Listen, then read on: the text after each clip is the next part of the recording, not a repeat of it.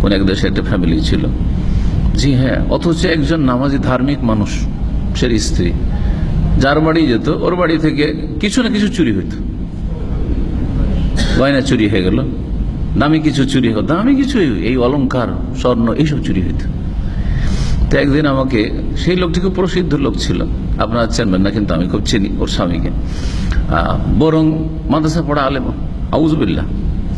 তা আমাকে কোন একজন বলছে যে শেখ, ওই অমুক ব্যক্তির সাথে আপনার পরিচয় আছে নাকি, ও ফ্যামিলি নিয়ে কোনোদিন আসে নাকি? ওই যে কখনো না, ওই যে খবরদার, আগে থেকে আপনাকে বলে দিচ্ছি যে না, আপনার বাসায় না আসে।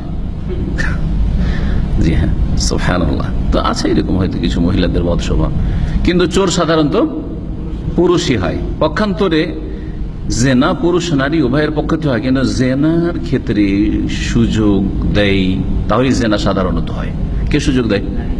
মহিলা। এই জন্য জেনার শাস্তির ক্ষেত্রে আল্লাহ সূরা নূরে কি বলেছেন? আগে জেনাকারিনী মহিলা, তারপরে জেনাকারী পুরুষের কথা বলেছেন।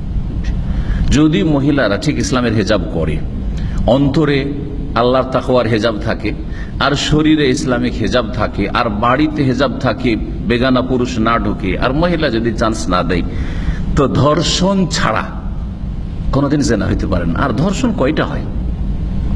আর ধর্ষিত কোনখানে হয়? বেহায়া মহিলাগুলো হয়, যারা যুবকদের যৌন ক্ষুধায় আগুন লাগিয়ে দেয় তাদের শরীরের উলঙ্গ, অর্ধ উলঙ্গ, বা আকর্ষণীয় পোশাক দিয়ে।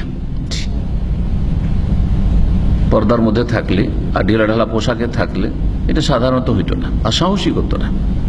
কোনদিন পর্দানাশীল মহিলা ধর্ষিত হয়েছে, এটা একেবারে না বললেই চলে, না বললেই চলে। ইল্লা মাশাআল্লাহ, যদি কখনো চান, আল্লাহ না চান যেন নেক মহিলাদের ক্ষেত্রে দোয়া করি। চোর এবং চুন্নি ফাক্তাও আইদিয়াহুমা, তারা যদি চুরি করে তো ওদের হাত দু হাত কেটে নাও, মানে প্রত্যেকের একটা করে হাত কেটে নাও।